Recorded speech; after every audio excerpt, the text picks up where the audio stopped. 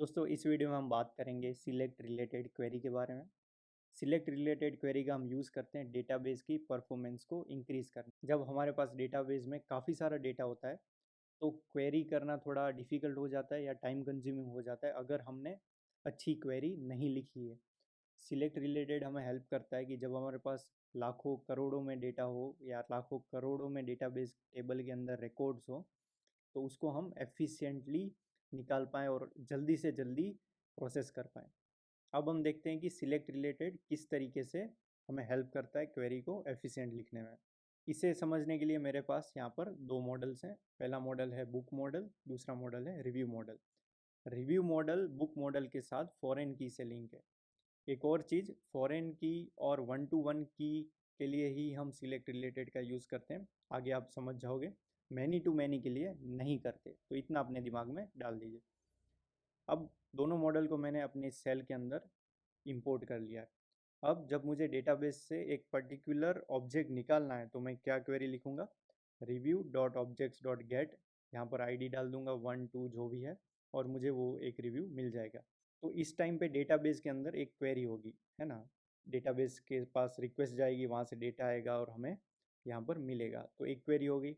लेकिन जब हम फॉरेन की निकालेंगे रिव्यू की, यानी रिव्यू डॉट बुक की, जो लिंक्ड है बुक मॉडल से, हमारा ये बुक मॉडल है उससे, तो एक और क्वेरी होगी, यानी कि दो क्वेरी हुई हमें निकालने के लिए। तो इस तरीके से ये डबल क्वेरी के प्रॉब्लम को सॉल्व करने के लिए इन केस ऑफ फॉरेन की एंड वन टू वन की हम यूज़ करते हैं सिलेक्ट रिलेटेड। यानी कि ये जो डबल क्वेरी हो रही थी रिव्यू मॉडल के अंदर, जब हमें फॉरेन की का डेटा चाहिए था, तो उसको अवॉइड करने के लिए हम क्या यूज़ करते हैं, सिलेक्ट रिलेटेड। अब कैसे ये सिलेक्ट रिलेटेड का हम यूज़ करते हैं वो देखते हैं। तो instead of writing review equal to review dot objects dot get, हम यहाँ पर क्या लिखते हैं, एक और चीज़ ऐड कर देते हैं, वो है सिलेक्ट रिलेटेड। आप इसके नाम से भी थोड़ा आइडिया लगा सकते हैं कि सिलेक्ट रिलेटेड मतलब इस मॉडल के साथ जो भी रिलेटेड है उसको भी सिलेक्ट कर लो। यानी क्या रिलेटेड है, बुक रिलेटेड है, और ID equal to 1। CLE select related, selected related नहीं है। ओके, तो इस तरीके से हमें रिव्यू मिल गया। और अब हम अगर रिव्यू डॉट बुक करेंगे तो डेटाबेस के अंदर दूसरी क्वेरी नहीं होगी। अब आप पूछोगे कि इतनी छोटी सी बात के लिए, लेकिन दोस्तों जब अगर हमारे पास लाखों रिव्यूज़ होते हैं और हमें फॉर लूप घुमाना होता, जैसे कि for review in review dot objects dot all, और अगर मुझे यहाँ पर रिव्यू डॉट बुक प्रिंट करनी होती या बुक निकालनी होती, तो ये लाखों क्वेरी, आप सोच सकते हो कितनी बार डेटाबेस के अंदर क्वेरी जाती, मतलब हर एक बार यहाँ पर रिव्यू की एक नई क्वेरी जाती। तो इससे डेटाबेस के अंदर काफ़ी लोड बढ़ जाता, और ऐसे 10-15 यूज़र ये क्वेरी रन कर देते तो ये मल्टीप्लाई होती जाती।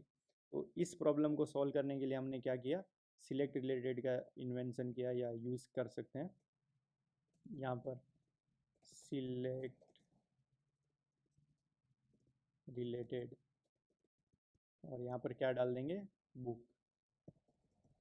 और अब मैं अगर यहाँ पर बुक प्रिंट कराऊंगा रिव्यू डॉट बुक, तो मुझे क्या मिल जाएगी, बुक मिल जाएगी। लेकिन यहाँ पर एक ही क्वेरी हुई, जब ये पहली बार, यहाँ पर मल्टीपल क्वेरीज नहीं हुई।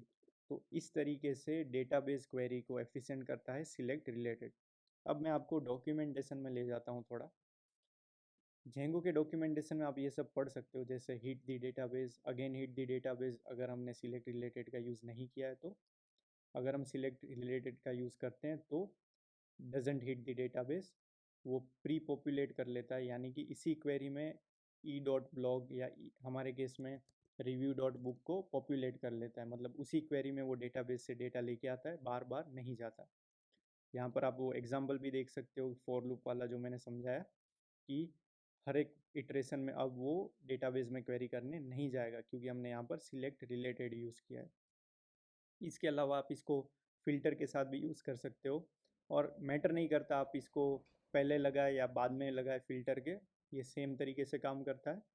और एक और चीज़ है, मल्टीपल मॉडल्स का अगर आपका कनेक्शन है, मान लो कि सेकंड वाला मॉडल है वो सिटी के साथ कनेक्टेड है और थर्ड वाला मॉडल है वो पर्सन के साथ कनेक्टेड है फॉरेन की से, तो आप एक साथ इन अगर आप एक साथ इन दोनों ऊपर वाले मॉडल्स का डेटा लेना चाहते हैं तो वो भी सिलेक्ट रिलेटेड से आप ले सकते हो। और अगर आप एक ही मॉडल के अंदर मल्टीपल फॉरेन की है उसको भी ले सकते हो, जैसे यहाँ पर यूज़र हो सकता था कि कौन से यूज़र ने ये रिव्यू दिया है, तो वो भी आप कर सकते हो। कैसे? तो या तो सिलेक्ट रिलेटेड के अंदर दोनों फील्ड को पास कर दो या फिर 2 बार सिलेक्ट रिलेटेड लगा दो। तो इस तरीके से आप सिलेक्ट रिलेटेड का यूज़ करके डेटाबेस क्वेरी को एफिशिएंट करते हैं फॉर फॉरेन की एंड वन टू वन की। आई होप कि आपको आइडिया आ गया होगा कि फॉरेन की कितना इम्पोर्टेंट है, डेटाबेस के अंदर हम कितना लोड कम कर सकते हैं। तो मिलते हैं अगले वीडियो में। धन्यवाद।